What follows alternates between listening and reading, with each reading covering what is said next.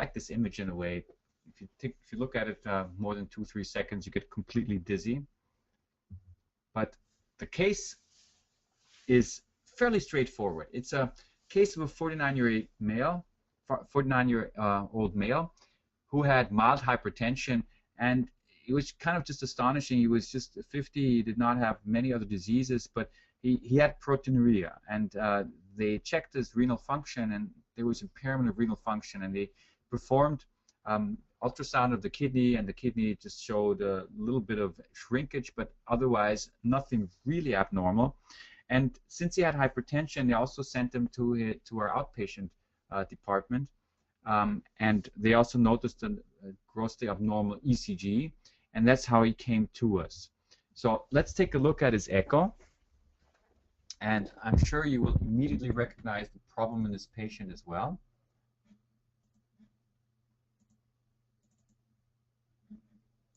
You know, again, one view, parasternal long axis view, bang, the diagnosis is clear. Pretty surprising, I would say. The patient has been fairly asymptomatic and did not have any problems in the past. You know, he didn't even really notice having any dyspnea. Of course, when you asked him, he did say, well, he doesn't do very much exercise, and you know, he does have a bit of shortness of breath. But the issue here is that the patient has massive left ventricular hypertrophy. Do you see this? Okay. Again, massive left ventricular hypertrophy. Okay, short axis view. It's a bit of an atypical view that shows you, you know, the extension of LVH. I'll just go to maybe the aortic valve, because obviously we have to exclude that the patient has aortic stenosis. This would also cause severe left ventricular hypertrophy. Here's the 4-chamber view. How do you like that? Isn't this just enormous? We could actually calculate left ventricular mass, and I would assume that it's somewhere in the range of maybe 400 grams or something like that. A very massively hypertrophied left ventricle. Okay. Mitral valve is okay. He doesn't have any aortic regurgitation. The question we have to ask ourselves now is, what is the diagnosis of this patient? Is this hypertensive heart disease? Is this, you know, hypertrophic cardiomyopathy, or does the patient have, you know, something else we don't know? Possibly some infiltrative disease like amyloidosis, or you know, maybe sarcoidosis or sarcoid heart disease. You know, the question always is, why does a patient develop such massive left ventricular hypertrophy? We'll be coming to that later. But before I answer this question, what do you think is left ventricular function in this patient? Remember before we saw a case of a patient with MR where we said, okay, he has ejection fraction of maybe 30–35%. How does that relate to this patient? Does he have the same ejection fraction, more or less? How does his prognosis compare with the one of the other patient? Well, if you look at ejection fraction here, it's reduced, no question, but it's not severely reduced. When we calculate ejection fraction, we got a value of at 40%. But does this really reflect true extent of disease?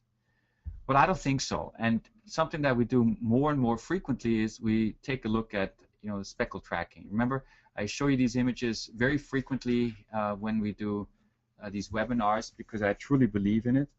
And it gives you so much additional information. What it gives you the information that there is no longitudinal function. This should be all red. It's not all red, it's pink, which means longitudinal function is poor. Let's just leave it at this, and keep this in mind. I hope sooner or later we'll have more information on speckle tracking also available on our platform.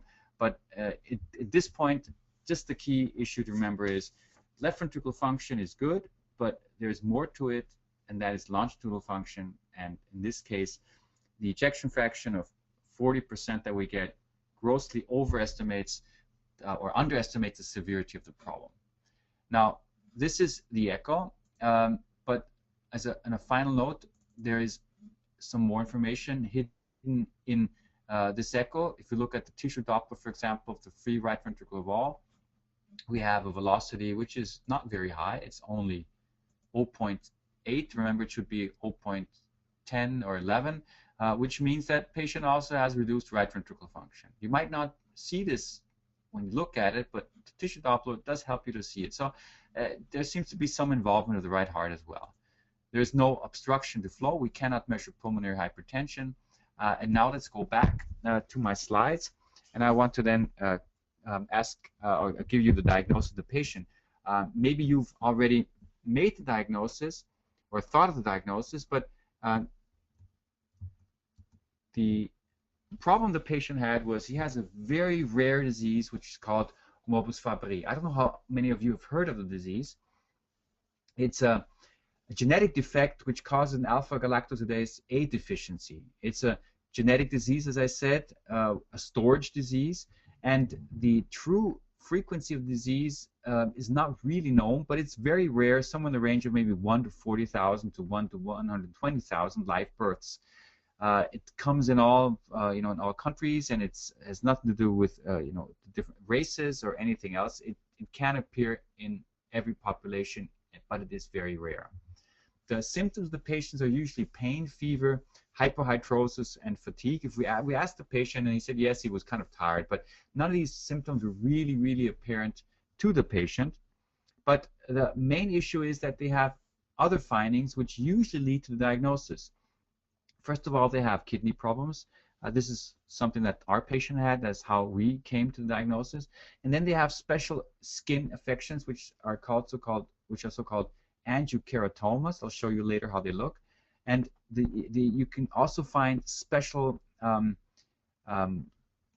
ophthalmologic abnormalities, which are basically characterized by a clouding of the corneas. The nice thing about the treatment, the disease, is that there is now a genetic form of treatment. There's an enzyme replacement therapy that we can give the patients, and if you give it to them, they are basically healed. So you have to really figure these patients and find these patients, and thereby they can really benefit from it. Now here's this typical keratopathy that you can see. It's the clouding of the corneas. You can see that very nicely in this image. This is something I got from the internet. And those are the angiokeratomas. They're usually located on the thigh, in the gluteal area, and inguinal, and they are kind of red spots. I'm not a dermatologist, but basically, if someone comes with such spots and he has left ventricular hypertrophy, I think you must think of morbus Fabry, I guess. But anyway, this is what you find in these patients. Now, the typical echo appearance is that of hypertrophy, which does not have to be present, by the way. Only 50% of patients have hypertrophy, and the case I showed you is an extreme case, I would say. And then there's been a sign that has been shown to correlate with this disease, which is called the so-called binary sign. This is also the reason I called this case the binary case. And it's characterized by a very bright echogenic appearance of the interventricular septum, where you have basically, that's what they think it is, glycosphingolipids that are in the endocardium. Okay, now this is the theory behind it. But based on this finding, I want to just show you 4 different cases now, and my question to you will be, which of these patients has morbus Fabry? Okay, are you ready? I'll show you the images first, and then we'll go to the poll. Is this patient A,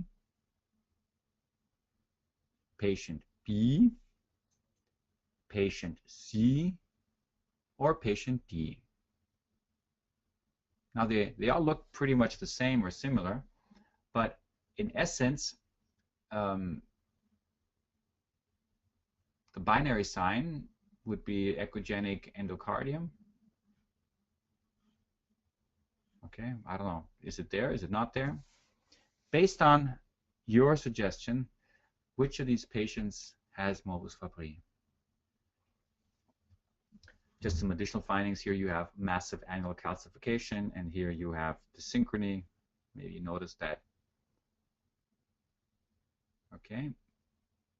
which of these patients, A, B, C, or D? Okay, now let's go to the poll.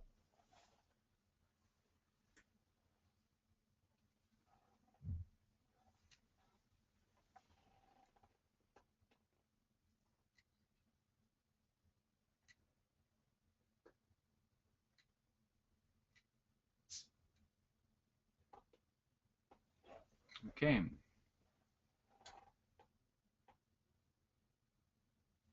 Most of you think it's patient C.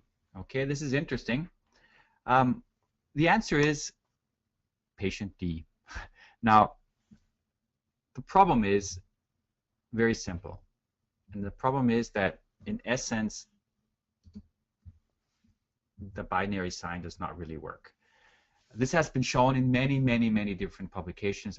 Not many, but there's several publications out there now that show that the binary sign is just something that really doesn't work. It does not have a high sensitivity or high specificity, as a matter of fact.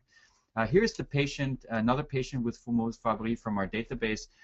Here you might kind of think that there is, this typical binary sign, but in essence, if you're stuck with an image, you cannot make the diagnosis. If you know it's Morbus Fabry, you will frequently see it, because very frequently will you have, some form of echogenicity of the endocardium in other diseases as well. So the binary sign, in essence, does not work.